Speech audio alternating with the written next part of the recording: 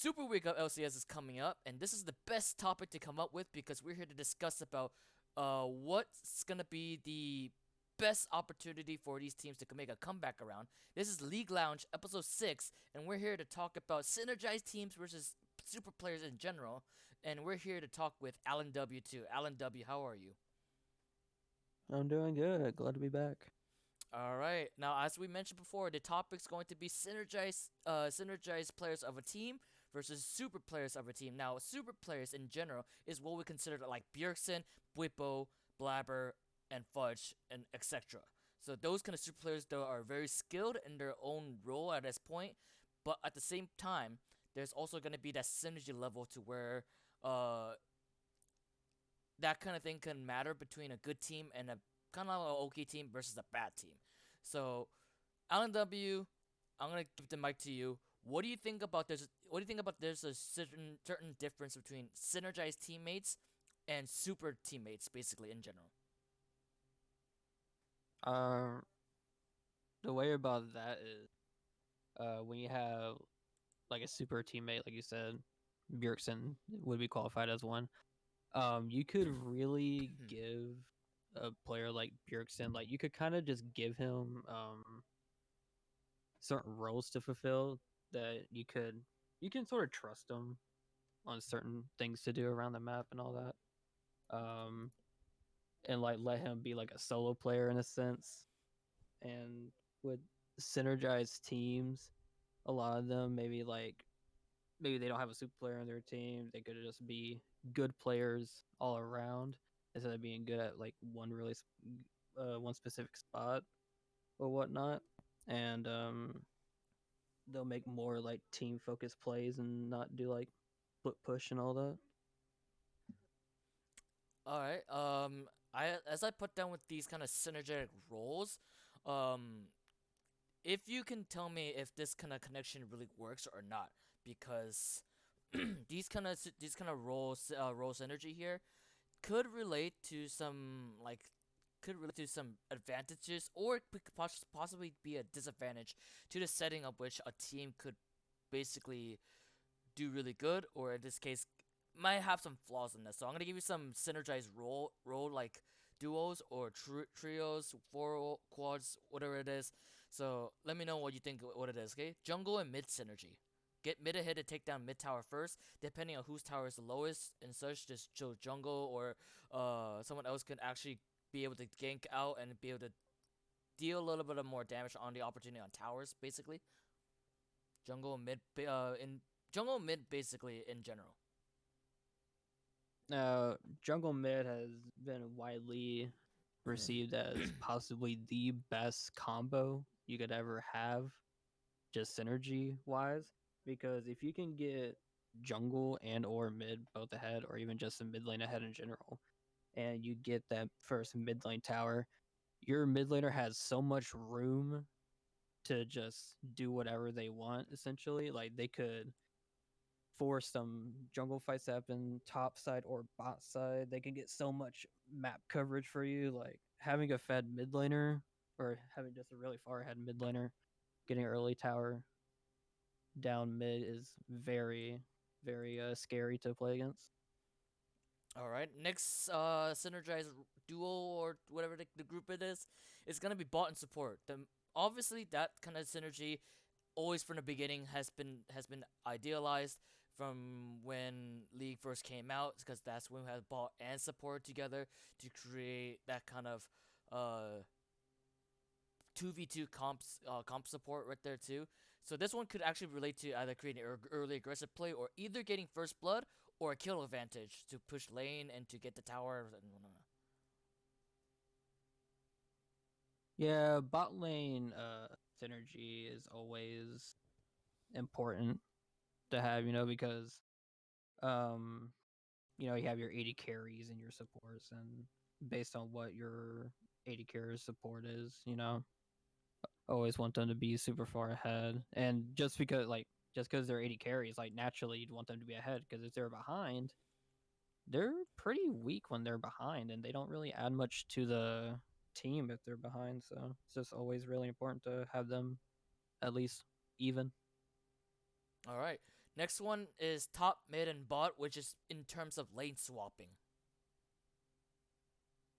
I don't see a lot of mid swaps unless it's whenever mid or bot are like super far ahead and they're trying to lane swap to either let the mid laner go bot lane to farm, say like they're a safe farmer like Twisted Fate or Oriana. Maybe they're having troubles in mid lane farming, so they head bot lane to safely farm under tower without worrying about being denied anything. Or like level one swap top and bot. That's mostly what we see when it's a unfavorable like top lane matchup. But like it's a matchup where the top laner can go bot and just farm safely and farm well, while the bot lane will actually have a really good time against the enemy top laner. All right. This just came out of my head. This one is not idealized in League at all. But what about jungle and support? Because should jungle get into a frisky situation, support will actually roam up to there, actually be able to cover the jungler to actually say. I know in this case it's gonna be like objective securing, which is like dragon or hero in our own case. But when you look at this whole game in general, of how you're gonna if you're gonna go down to Drake for example, obviously the bot lane's gonna come up to secure with the jungler, but I feel like there's something that support can do in terms of like being able to cover for the jungler because the jungler has smite, and that smite could actually lead to objective securing, which leads to advantage for the team. So, what do you think about that kind of comp of the jungler and support? Jungle support's pretty good, especially like you said for objectives and more specifically dragon.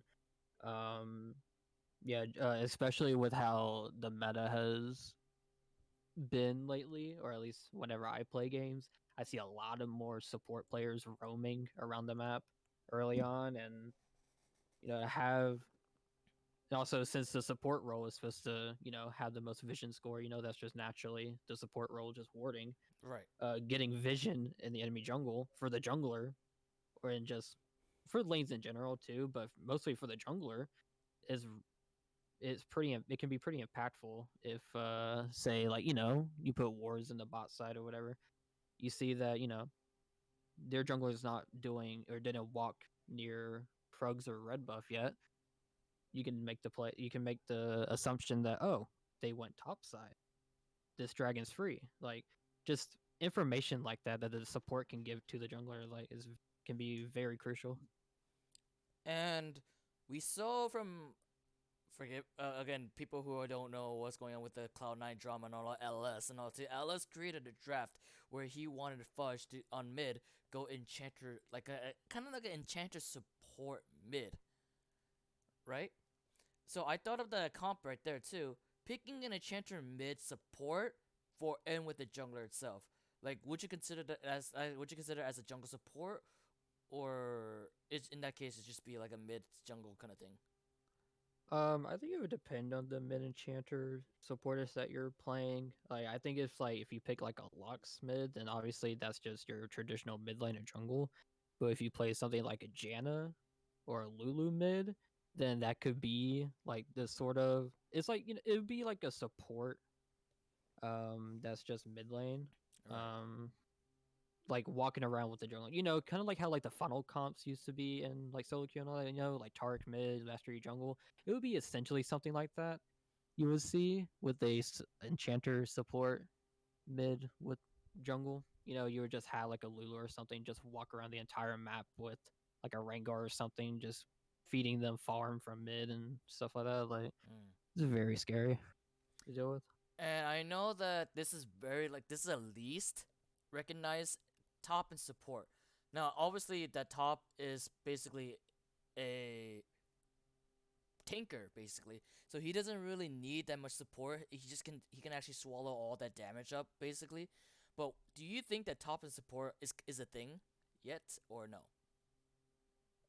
I'd say it depends on the champion you're playing. Like, I think if you play like a snowbally type of top lane champion, like a Tryndamere or like a Fiora, Aurelia, something like that, then depending on the support that you're playing with, either a hard engaged support like Nautilus or uh, Blitz or whatever. I guess that's catch, but still, you have like a Nautilus or Blitz Thresh or whatever, or you could have a Enchanter support like Lulu, Janna to go with the top laner. But I think that's the only situation where that could be, unless you're trying to play top side and try to gain control of that top side area for like a Rift or a Baron play.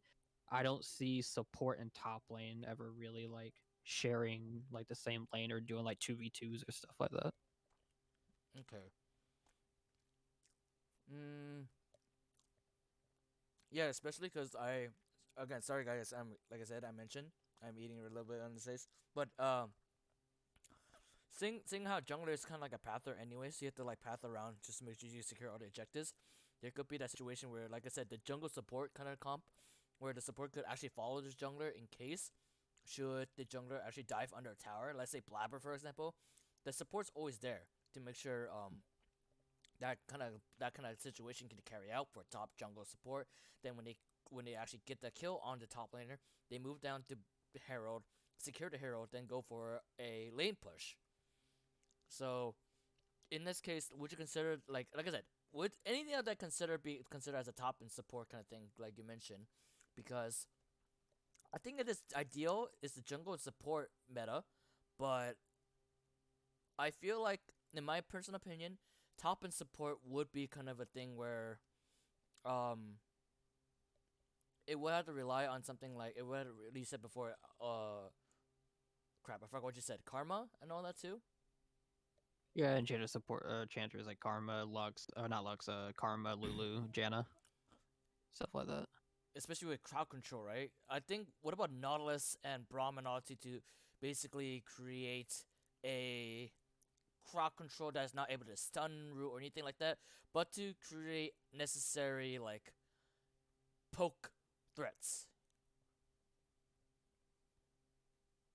If you want to have some poke in there, you can always just go with a Zyra or a Lux. Those are really good for poking.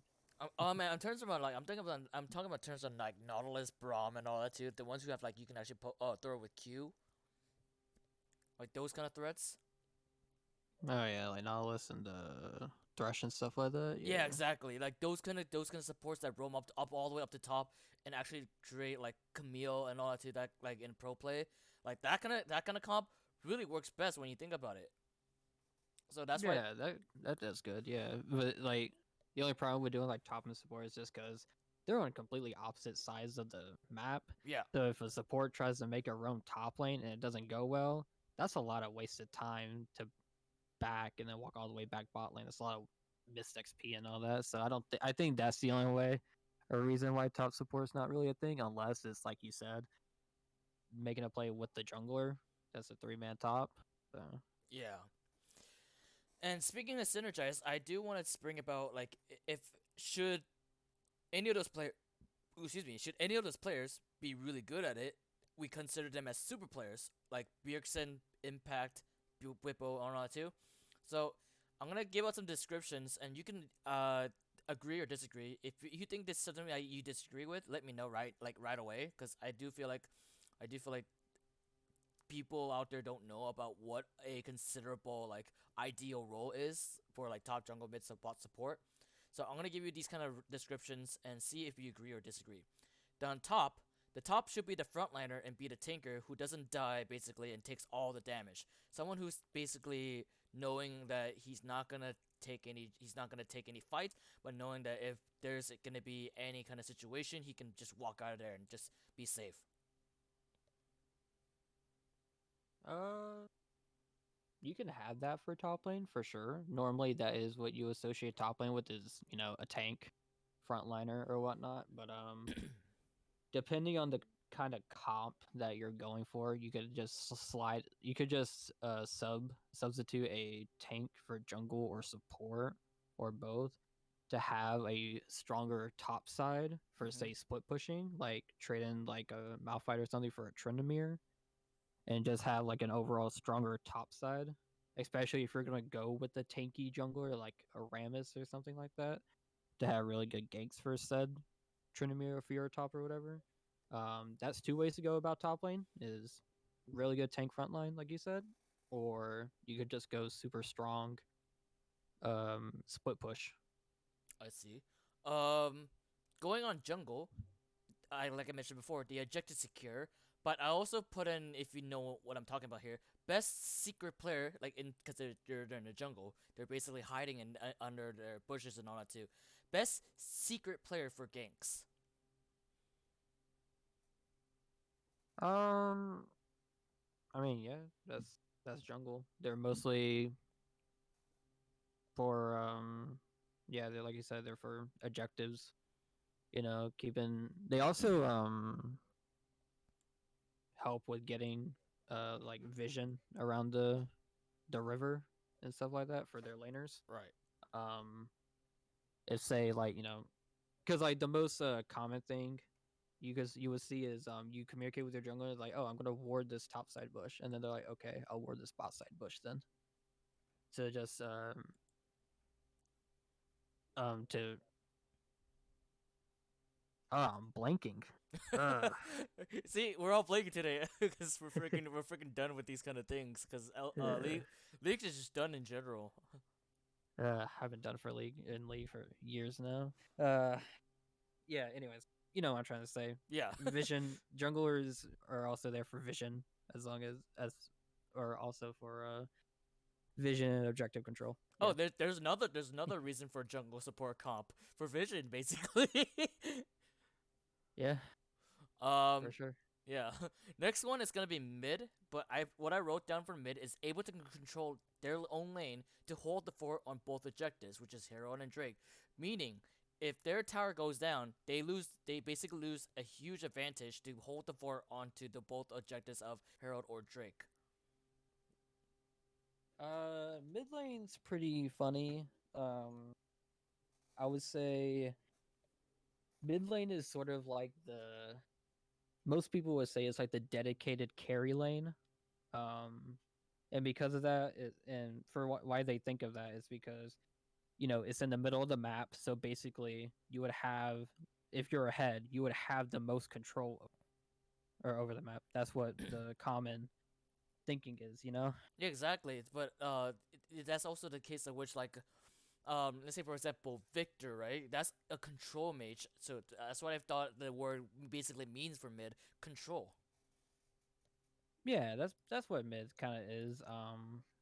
It can definitely be seen as that Like not. because Oh, sorry. like I said, it's in the middle of the map. So basically, if you take control of the middle of the map, you have so much pressure going to both lanes like at the same time. And yeah, as soon as mid lane, either if your tower goes down, yeah, that's a lot of pressure you're giving up, and that's a lot of pressure that's added. You're also losing pressure yourself because you're behind and got that tower down first and all that. And you're also giving pressure or putting pressure on your top side and your bot side and your jungle too, because that mid lane tower is gone. So you just have more interests to your jungle now since that tower is gone. So mid lane's it's very important to keep mid lane ahead or at least even. And not to mention, in LCS, deep wards are now a thing too. Deep wards. Yeah, deep wards are very useful to have. I've been doing that now where like hard shove like wave 2 or 3 go into their jungle, but put a ward right by their buff or stuff like that. You know, it's very crucial information because if you can see like, okay, so you say at like 2 minutes 30, you put a ward at, or like 3 minutes, I think it's like that. Um, you put a ward at their blue buff. You see that they have like 8 CS. Then it's like, okay, I can predict that they did their buff and they did Raptors or Krugs, and now they're doing their blue buff right now. So they're gonna stay top side for a good bit there. So it's important information to have with that. Okay. Next person is the bot player, but there's also another title for them, which is called the ADC or APC, attack damage carry or ability power carry. So they must carry the damage for the team basically, unless it's someone else from the top side jungle, blah blah blah. But in terms of generality, uh, bot lane bot lane ADC must be the damage carrier, right? I wouldn't say they have to be the damage carry. I think it's more so It doesn't have to be kills per they se. should be I would the say damage carry. I would say it doesn't have to be kills per se, like getting the kills to be ahead. I would, but at least when I heard ADC, I would assume that you have to like at least be the one to actually make some sort of like damage point, where you can actually have jungle gank, make the engagement and support being able to assist like that too. Yeah, AD carries definitely have the most potential to do like the most damage in fights and all that. I say it's not as common anymore for AD carry to be like the main damage role just because of what champions have come out in like jungle and mid. A lot of times now you'll see jungle and mid actually be much more dominant than like the AD carry role. Um, but AD carry is still a very important role to get ahead because Hmm. as much as strong as AD carries are when they're ahead, like they're threatening when they're ahead, they're also really bad when they're like behind. Like if you notice at all, like when you're like an item or two behind on an AD carry, it feels so much worse than if you're like even if you're ahead an item or two. Like when you're ahead an item or two on AD carry compared to everyone else in the game, you're just one shotting them. Really, you're Yeah. just killing everyone. You don't care. Gale But when Force. you're an item or two behind, it's awful. You're so useless. Yeah, especially the one item that I really hate as an AD carry is Gale Force, because when you actually get close to an enemy, that amount of missiles get shot by you, and if you actually play it correctly, that deals about like 30% of your health. Yeah, Go for Us is really good. Does missing health damage. So yeah, it's really good. Especially let's say for example you get CC'd, then the Gale Force come forward and you're already dead anyways. Because I swear, like playing against a Caitlyn too, Gale Force Caitlyn, it's just so annoying when she catches you and she ends up eating you with a flashback Q like that. Then you're pretty much like down for the count. Because as soon as she puts his ult on you, puts her ult on you, then you're pretty much dead. Because all that damage has already been placed on you already without you knowing it, and you basically flash out, heal out, and you already wasted one summoner. So that's basically like what I consider the most like annoying item of all, especially when like there's Kraken Slayer, Shield Bow, Gale Force. What else are there for in terms of AD carry like items? That should be it, right? I think that's Kraken, Shield Bow, and Gale Force. Those are the three main ones. Yeah, and especially the Gale Force, that allows you to deal a little more damage when you dive in too, Yeah. especially from long range too or medium range basically. Kraken Slayer does not do that. It gives you a thirst shot. It gives like a vein buff kind of thing, and the Mortar Shield Bow is kind of like who would that be? A Bloodthirster kind of thing. A Bloodthirster buff basically. Mm-hmm.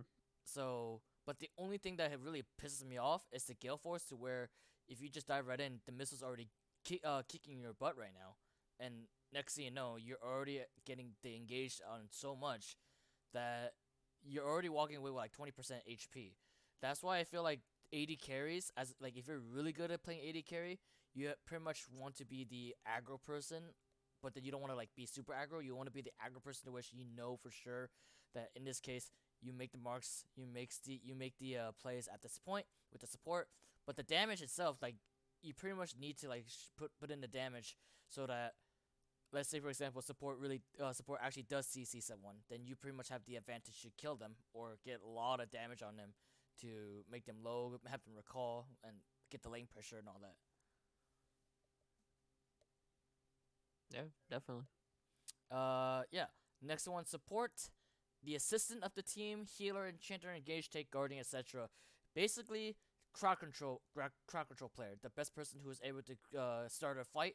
I won't say start a fight, but basically handle a fight for the teammates. Yeah, I guess I can agree with that. Supports, yeah, mainly there to They're mainly there to baby the AD carry player, as people like to say. They just baby the AD carry in lane, get them ahead. Or if they can't do that, then they just start roaming around the map, getting pressure. That's really all a support's job is, really, just to get pressure, especially in like the early to mid game. And then once they do start team fighting, based on the support you have, like you got a Braum, either do an engage or you with your ult, or just wait to disengage if you need to. Nautilus, great engage with his ult and Q. You also have enchanters like Lulu and all that. That's really just there to peel for the AD carry with her ult and polymorph. Just really depending on the support you play is how you will handle the game. And base and yeah, like the how they're able to handle team fights. Yeah, just mainly there for like CC and stuff and peel and stuff like that. So yeah. All right. This has been on my mind because this used to be a thing back then. There was a thing where there was two ADCs comp on the bot lane. What do you think? What do you still feel about that, considering how much the items have changed and all that too? Now that we brought back kind of like the more stronger items on mythics, I see some people going back on the double ADC motion. I think double ADC. Hmm. I think it's only really good if you get like ahead with it. Because like I mentioned earlier, AD carries when you're behind on them, they just feel really subpar and just bad overall. So I think if you're going double AD carry bot lane, to make sure that your jungler knows that if you don't get ahead, you're gonna be kind of useless. Um, Mm, when that happens. But I mean, double AD carry it can definitely work. It's just I think it's better if you do AD carry and support, just to ensure. Because at least like with supports, if they're behind, if it's a support like Lulu or Janna, they can at least offer utility in the form of CC and like, shields and stuff like that. If you're an AD carry like Lucian that's behind, all you really have is damage, but you're not doing like much damage at all. okay. Um, there's also a thing on my mind about supports also, where it's like you do have the Nautilus, Braum, Thresh, Leona, and Rel kind of supports, but people all have also gone over mages supports: Bran, Lux, Morgana, Karma. I would say Lulu is an enchanter anyways, but you know what I mean. In those kind of mages versus actual supports. I think What do you think will be more? I What do you think will be more like? Sorry, I didn't state the question. What do you think will no, you're be fine. considered be more favorable? Not like really good, like strongest, but favorable. Um, I feel like mages versus enchanters is always. I like a lot of stuff in this game is just I feel like it's comp based. Like if you think you need more like reliable like CC, like say like or disruptive CC like Lulu polymorph or like Jenna ult Q or whatever, I think in those situations the enchanter supports are better and whatnot. Mage supports they still offer pretty good CC. Like Brand, he has his Q stun if he has someone to blaze, pretty good stun. Same thing with Annie with her passive stun. Lux, she's got snare and her slow, and she also has the really good shield on her W. I think it just really depends if you think like, oh, I think if we go like Samira and Brand, and we land like a Brand stone, we're just gonna insta kill them and just win the lane. Then you go something like Brand. But if you think you need some peel or just disrupted CC, like you're against a Pike, then it's like, oh, maybe I want to play something like a Lulu so that he can't like engage on my AD carry or whatnot. Okay. That really, and like I said, that kind of thing kind of leads back to the conclusion of the idea of this topic right here. The idea of synergy of a team versus gathering a team of super players. Who do you think would actually win it? Who do you think which team would actually win? The team with the most synergy or the team with the best skills? Like your skills are kind of meh, like they're actually basic, like you know exactly what the mechanics are in your champ, but you have the best synergy of all time. Like you have really good coordination, but best cooperation with the teammates. Versus a solo player, basically like it's a solo queue of all players, like but there's no synergy at the of that team. Like they know what they know what their role is. They know what their focus is on that role itself. Not for the others, but they know exactly what to do on their own lane, on their own like role. So who do you think which team would actually win? I'll say I think the synergy team would actually probably do better just because of how, like, if you say like the enemy team has like no synergy at all, then you don't know. Kind of backpedaling what I said like the last episode 4, I believe.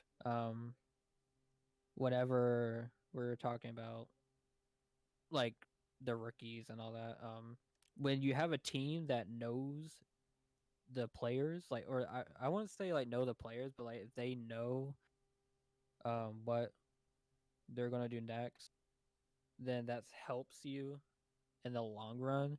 Because like if you're playing with people that you don't know like their habits, or like you don't know what they're gonna do next, then in a sense I feel like you can't really trust them in a sense of what you can reliably do in your lane. Okay.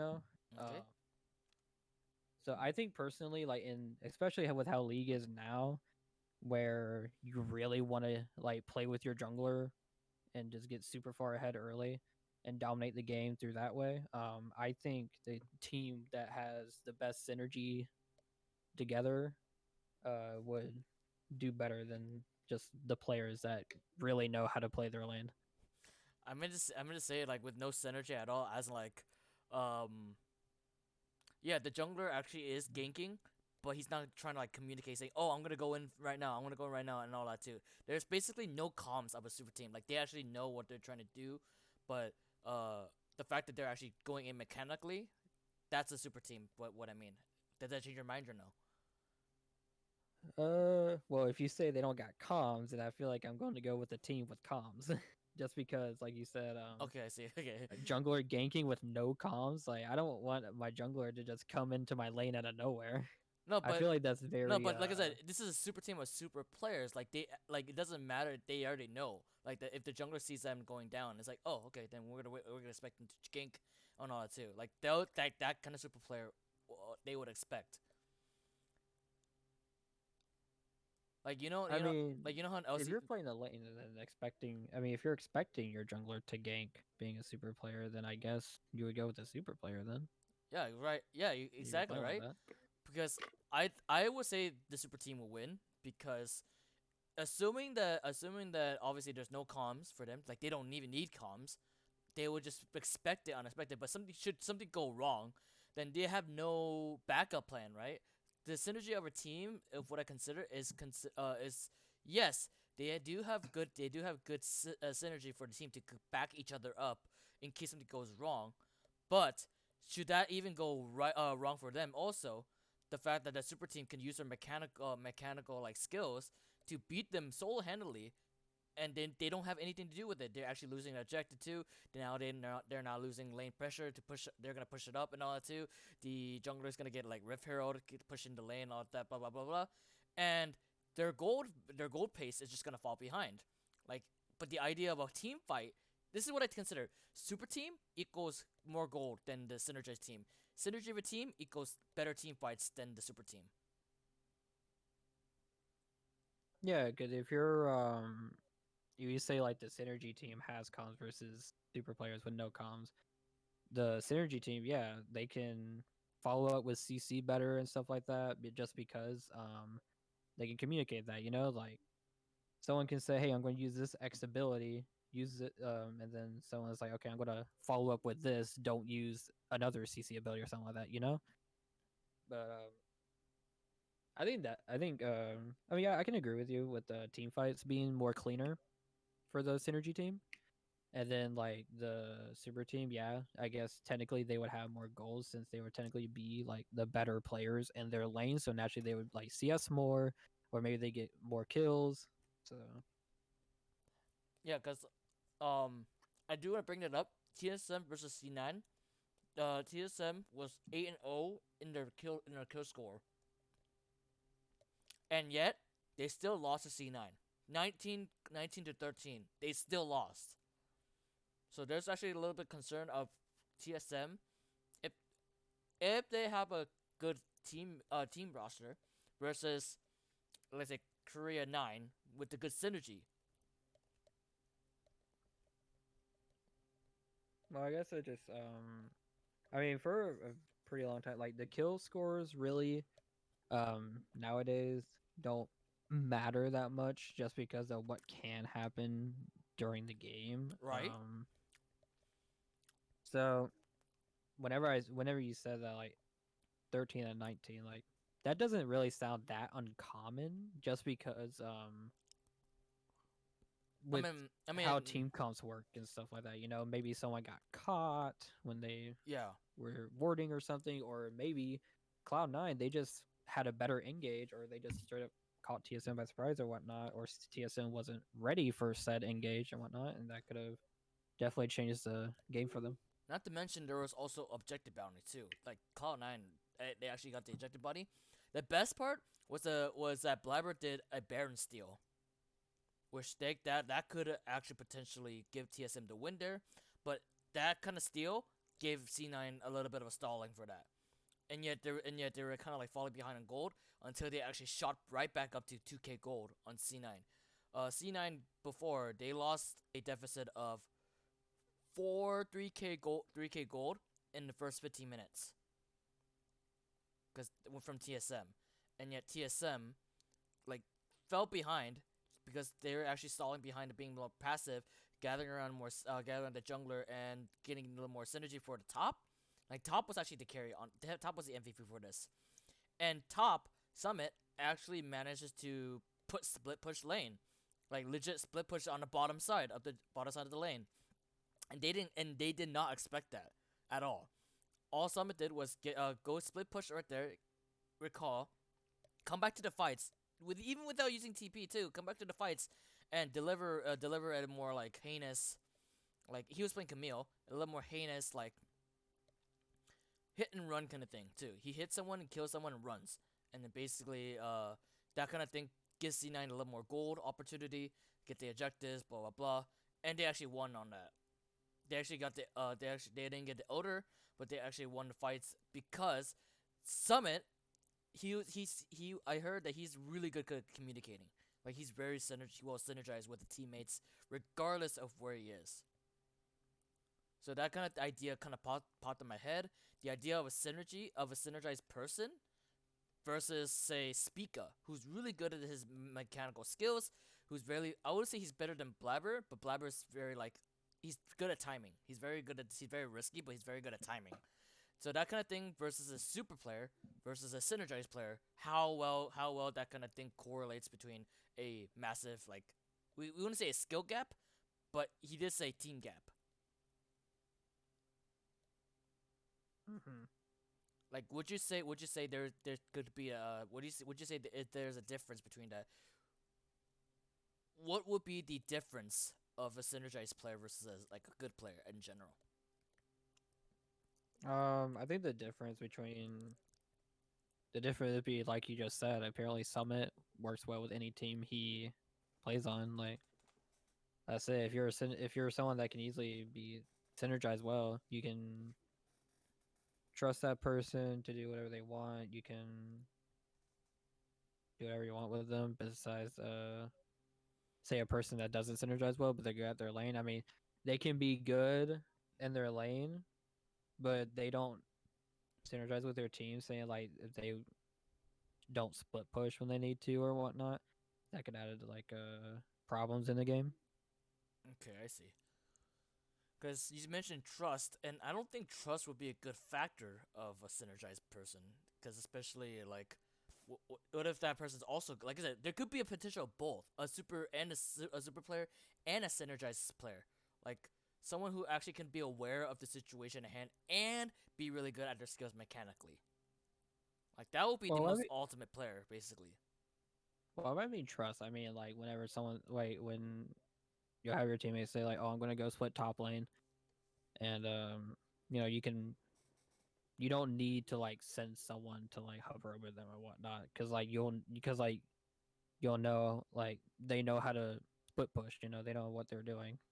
Rather, if you play with someone that you don't synergize with or whatever, then they say like, "Oh, I'm going to go top lane." It's like, I mean, do we need to send someone up there? Is he going to be good? Like, Especially if you know that that's he's what I good, mean. but you don't know if it's gonna be like a 2v2 or a 2v1 kind of thing. Right? Yeah. Yeah. So yeah, that's why I'm bringing this topic up because in this case, we're seeing a lot of synergy from certain teams that actually like FlyQuest. FlyQuest used to be a down team, meaning they haven't really won any like top five potentials, and yet they're actually first tied with first place. Shocking, huh? Yeah. First place, huh? Nice. Well, tied for first place. But Oh. that's the idea of what I want to bring it up for this topic because I want to bring up the idea of synergy. How well could a team form together as a like how well they can bond together versus say 100 Thieves they have kept their roster, which you consider as super team basically, but they have been kind of like messing around a little bit. Like they're not really like they're at their best because you might think about it's like, oh, what could be best for them to actually play on this formation. There's also draft. There's also like how well you guys gonna communicate from each other, which is synergy basically. But at the same time, knowing what your role is by personal like gain in a way like saying personal gain as in like you know what your role is so you and you're pretty much confident at what it is so you as you play you basically the other players basically trust you on that role knowing that you can actually like say 80 carry be the 80 carry but if soon as you realize things go haywire then you realize that you're kind of like useless. So I'm wondering, like I said, I'm wondering if you know what we're talking about, how we're why we're bringing this up on terms of synergy and like a good player and that you as a diamond player playing mid at a high elo, what will be the unusual like but yet like really good comps that you had back in the day? Some Unusual but bad comp or good no no comps. yeah, so something that you realize like it work, could it not work, and yet you realize it actually works. Are you talking as far as champions or? You when you played mid because I noticed that when mid jungle comps like kind of apply it kind of deals with some really good outplays and all that too. So I'm wondering if you faced any kind of like that kind of calls that seems weird but yet it worked in the end. Oh yeah, solo queue is a clown fiesta, man. You'll have combos like 80 carry and top lane. You know, just going around the map, just tearing everything up.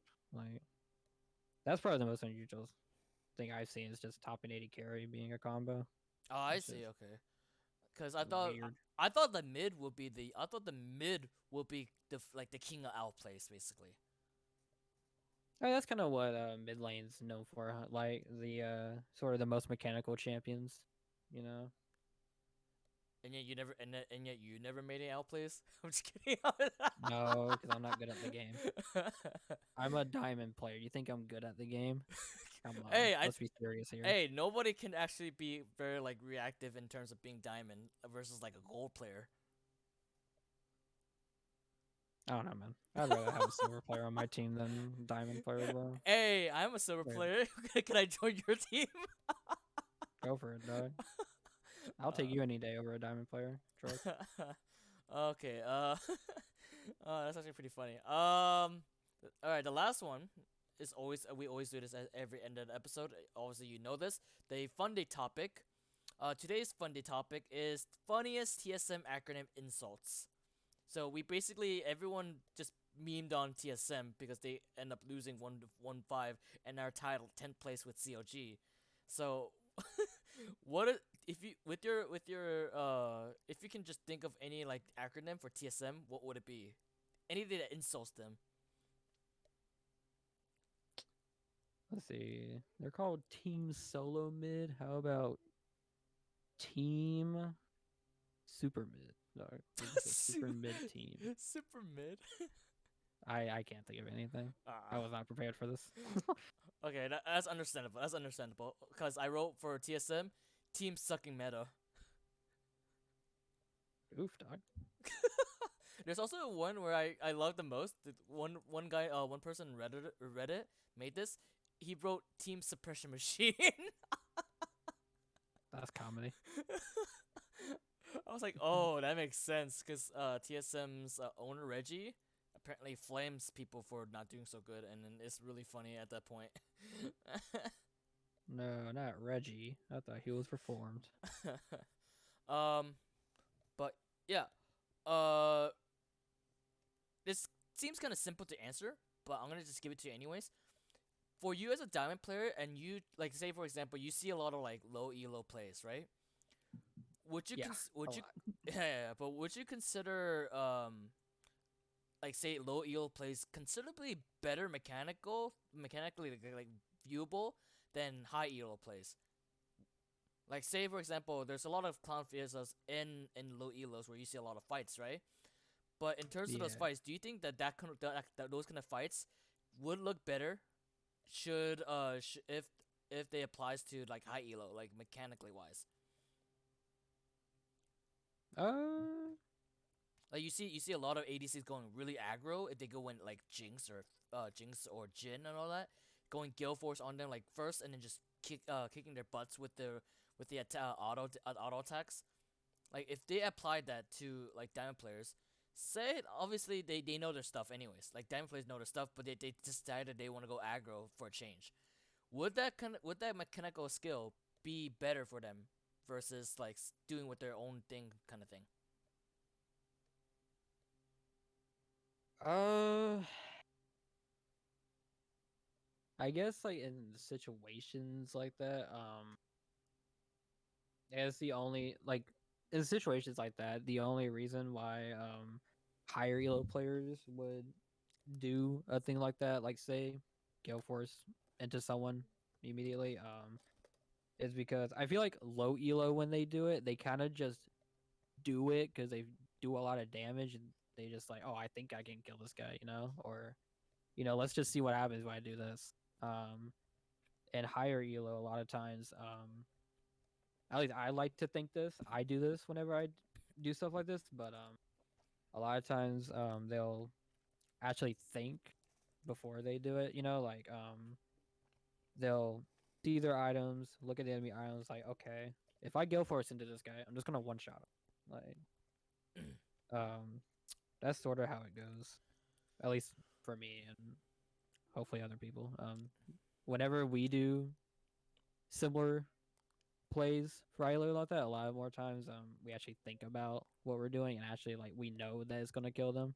Whereas sometimes low elo, they'll just do it to do it. Okay.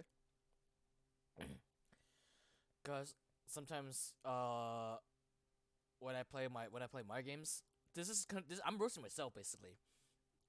That I don't merely just throw in the Gale Force as Sivir.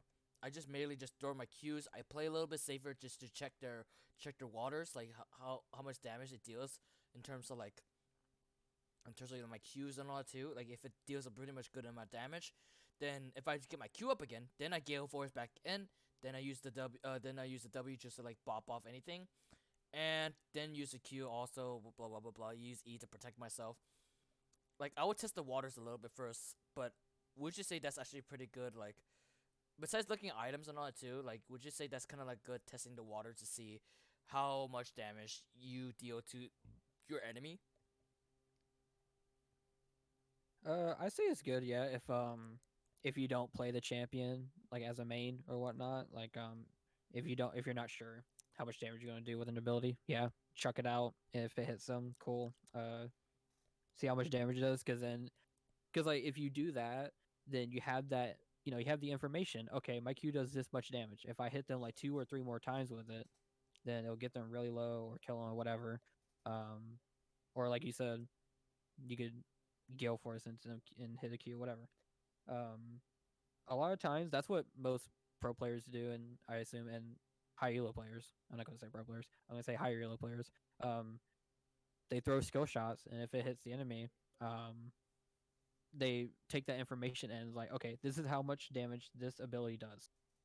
So if I come, so they just think about like um when they can do it again, cooldown stuff like that. They think when they can do it again, when I and then that's sort of how trading works and how you can get your kills and whatnot.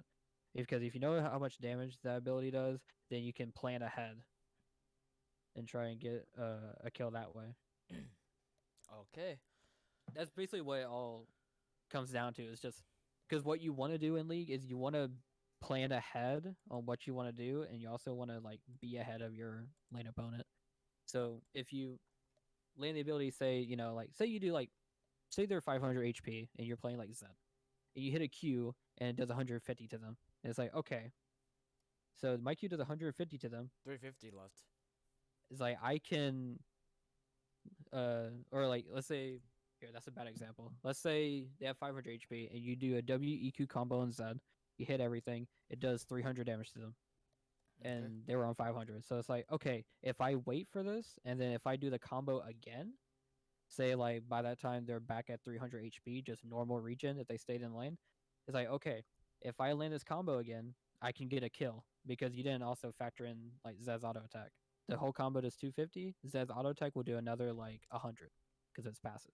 Um, so you can plan ahead for stuff like that, and with that, you can also position yourself farther up in the minion wave, get control. Like that's all League is really during like laning phases, stuff like that. Just Mm. it's just testing the waters and just seeing what you can do, and then applying that information as soon as you know. Yep. Especially that's what I've been considerably like looking for other players, but people just don't know how to play. Um, You're but telling me being a yeah, diamond player, people don't know how to play the game, huh? exactly. And I play support. I play. I stopped playing ADC because it's too easy.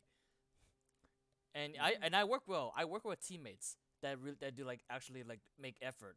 Like I don't care if we win or lose games. I care about the effort in the team. Like if we actually do really well and yet we still lost, I would say that's actually pretty good. Like despite our loss, I would say that was actually a pretty good win in our books.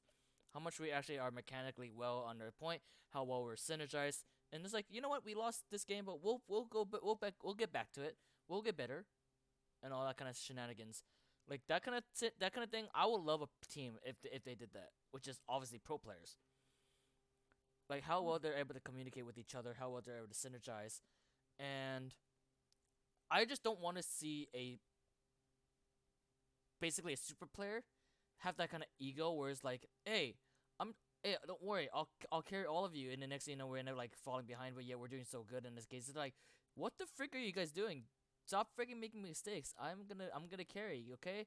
Like that kind of thing make me feel like, dude, you have a freaking ego of being a better player.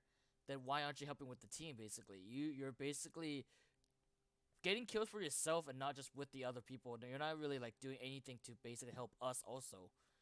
And that kind of situation, I also feel like if diamond players actually know that, and yet they don't actually do it, why the frick are they diamond anyways? If they're not gonna go like, if they're not gonna go ahead of their like ranks and be like a pro player or whatnot, you know? Because they're actually at that starting point where they could actually deal. They're actually at par against like said legends, double lift, Sven, Sneaky, whatever it is.